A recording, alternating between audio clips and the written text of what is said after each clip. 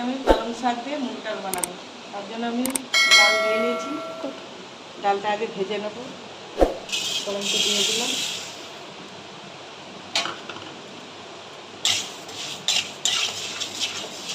ডালটা আমি ভেজে নেব। ভাজা হয়ে গেছে, এবার ঢেলে নেব প্রেসার কুকার। ডালটা একটু ধুয়ে নেব।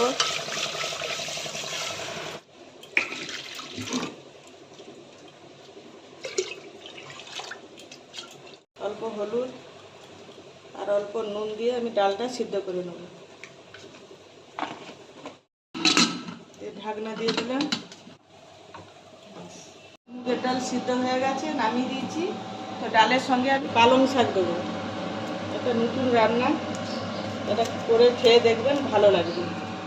তো পালং শাক দেবো আর তার সঙ্গে আমি মশলা দেবো। শুকনো লঙ্কা ফোড়ন, জিরে ফোড়ন, পেঁয়াজ কুচি, টমেটো কুচি, আদা বাটা।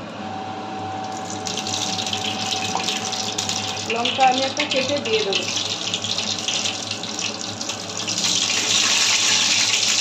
এবার আমি গোটা জিরে দিয়ে দেবো ফোড়নে। পেঁয়াজ ফোড়ন দিয়ে দেবো। পরিমাণ মতো নুন দিয়ে দেবো, তাহলে পেঁয়াজটা গলে যাবে।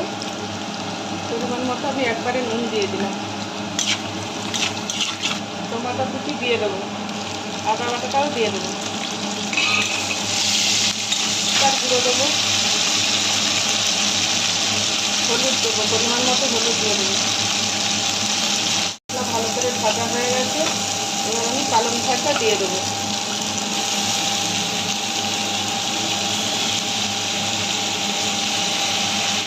এইভাবে এটা বানিয়ে দেখবেন, ভালো লাগবে, খুব ভালো লাগবে।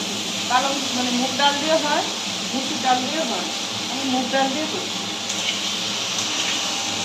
2 মিনিট ঢাকা দিয়ে দেবো। মিনিট হয়ে গেছে, ঢাকনাটা এবারে খুলে দেখবো। জল বেরিয়ে গেছে, শাকটাও ভালো করে সিদ্ধ হয়ে গেছে। এবার আমি মুগ ডালটা দিয়ে দেবো। সিদ্ধ করা মুগ ডাল দিয়ে দেবো।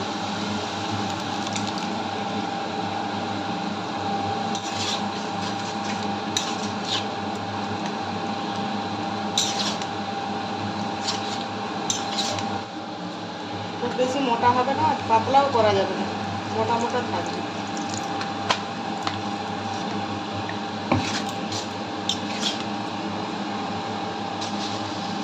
অল্প চিনি দেবো।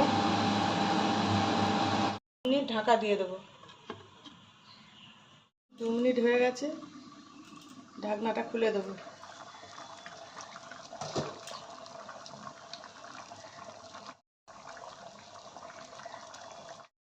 মুগ ডাল রেডি হয়ে গেছে। ভালো লাগলে কমেন্ট করে জানাবে।